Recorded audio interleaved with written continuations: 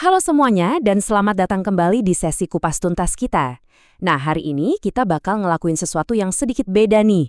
Kita nggak bakal mantengin grafik harga, nganalisis tren pasar yang bikin pusing, atau ngomongin soal regulasi.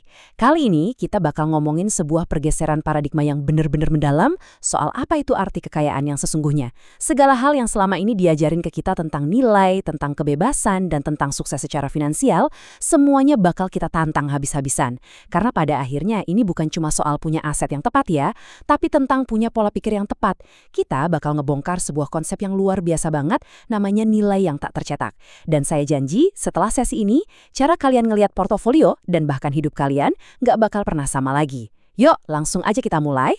Oke, saya tahu kok siapa kalian yang lagi nonton ini.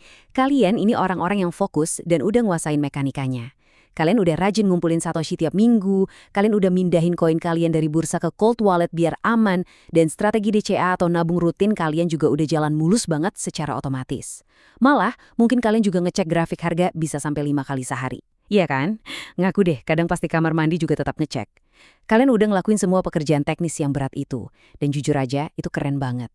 Kalian udah selangkah lebih maju dari 99% orang di luar sana. Tapi, dengerin ini baik-baik. Meskipun kalian udah ngelakuin semua langkah ini dengan benar-benar sempurna, ada satu jebakan tersembunyi yang mungkin, tanpa kalian sadari, masih nahan kalian. Coba tanya ke diri sendiri, apakah Anda masih berpikir dalam dolar? Coba renungkan pertanyaan itu sejenak. Apakah kalian masih terus-terusan ngukur nilai Bitcoin atau aset kalian dalam kurs mata uang fiat? Kayak, apakah hal pertama yang kalian lakuin pas bangun tidur itu buka HP, terus ngelihat berapa banyak dolar atau rupiah yang setara sama portofolio kalian hari ini? Kalau jawaban kalian adalah iya, maka seluruh keahlian teknis yang baru aja kita bahas tadi mungkin belum benar-benar ngasih kalian kebebasan yang sesungguhnya. Nah, yang benar-benar menarik dari poin ini adalah kita ini sering banget terjebak di antara ilusi dan realitas. Di satu sisi ada ilusi yang membelenggu banget. Ilusi yang bikin kita yakin kalau kekayaan kita itu murni dinilai dari jumlah digit di rekening bank atau dari nilai kripto kita kalau dicairin ke uang fiat. Ini tuh kayak perasaan nungguin angka ajaib muncul di layar buat ngasih tahu kita, oke, selamat, sekarang kamu bebas. Tapi realitasnya jauh banget dari itu. Nunggu validasi eksternal kayak gitu tuh sama sekali bukan kedaulatan. Itu cuma pengkondisian sistem uang fiat yang selama ini ngekang kita. Yang sekarang datang pakai baju baru seolah-olah terlihat kayak inovasi. Dan ini dia kenyataan pahitnya. Kalau pikiran kita masih dinilai dalam dolar, atau rupiah, atau fiat apapun, kita belum benar-benar keluar dari sistem. Kita belum benar-benar bebas. Ya, kalian mungkin megang Bitcoin dan ngerasa bangga banget jadi bagian dari revolusi desentralisasi ini. Tapi kalau kalian masih nilai kesuksesan kalian pakai sistem fiat, artinya kalian masih terjebak. Ibaratnya nih, kalian pakai uang masa depan, tapi masih ngukurnya pakai penggaris dari masa lalu. Selama pikiran kita masih terikat sama ilusi kalau uang kertas cetakan bank sentral itu adalah standar utamanya, maka aset kripto kita cuma bakal jadi alat spekulasi doang, bukan alat pembebasan. Ini adalah jebakan terakhir yang harus banget kita hancurin. Oke, jadi bagian selanjutnya, mematahkan jebakan terakhir, yaitu mengukur kebebasan. Terus pertanyaannya, gimana sih cara kita mulai mengukur kebebasan yang sesungguhnya? Langkah pertamanya gampang, tapi efeknya luar biasa. Kita harus ubah pertanyaan yang sering kita ajuin ke diri sendiri. Daripada terus-terusan nanya, berapa nilai kripto saya dalam dolar hari ini, mending kita ganti sama pertanyaan yang jauh lebih powerful ini. Berapa banyak dari diri saya yang masih dipinjamkan? Coba resapi itu baik-baik. Ini udah bukan lagi soal nilai moneter di layar. Ini tentang kepemilikan atas diri kalian sendiri. Bayangin, saat kalian terjebak di pekerjaan yang kalian benci, cuma buat bayar tagihan, pakai mata uang yang nilainya terus-terusan merosot, sebenarnya kalian tuh lagi minjemin diri kalian ke sistem.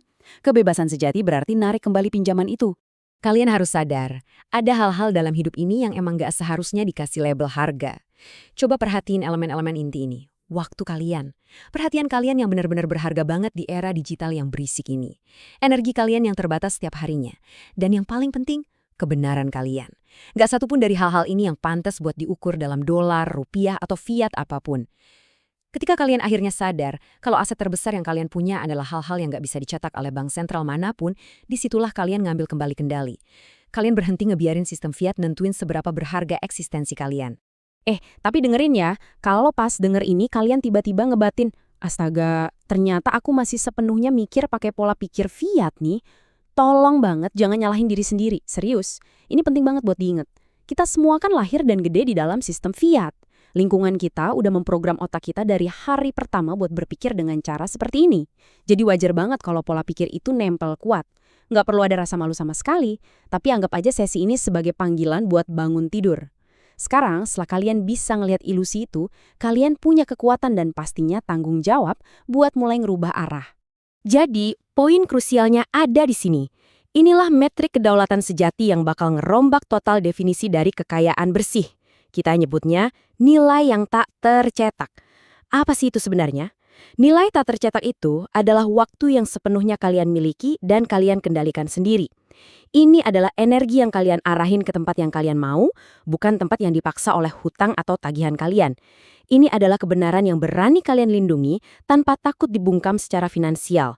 Dan ini adalah nilai absolut yang kalian pegang erat, tanpa perlu repot-repot minta izin dari bank, pemerintah, atau institusi manapun.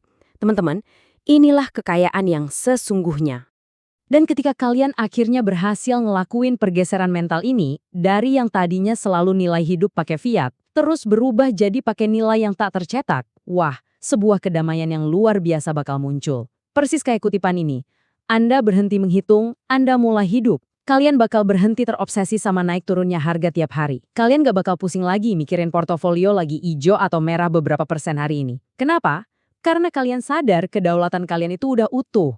Kalian gak lagi sibuk ngitungin digit. Sebaliknya, kalian lagi bener-bener nikmatin waktu, nyalurin energi ke hal positif, dan hidup dalam kebenaran kalian. Itulah momen di mana kalian akhirnya bisa dibilang bebas. Yang pada akhirnya bawa kita ke satu pilihan terakhir nih. Apakah kalian mau terus ngukur hidup, kesuksesan, dan kebebasan kalian pakai angka-angka fiat yang rapuh di layar kaca? Ataukah kalian mau mulai menilainya pakai nilai yang tak tercetak? Pilihan itu sepenuhnya ada di tangan kalian sendiri. Mulailah ngerancang hidup kalian, bukan cuma ngerancang isi dompet kalian. Makasih banyak ya udah gabung di Kupas Tuntas kali ini, tetaplah bebas, dan sampai juga di penjelajahan pemikiran kita selanjutnya.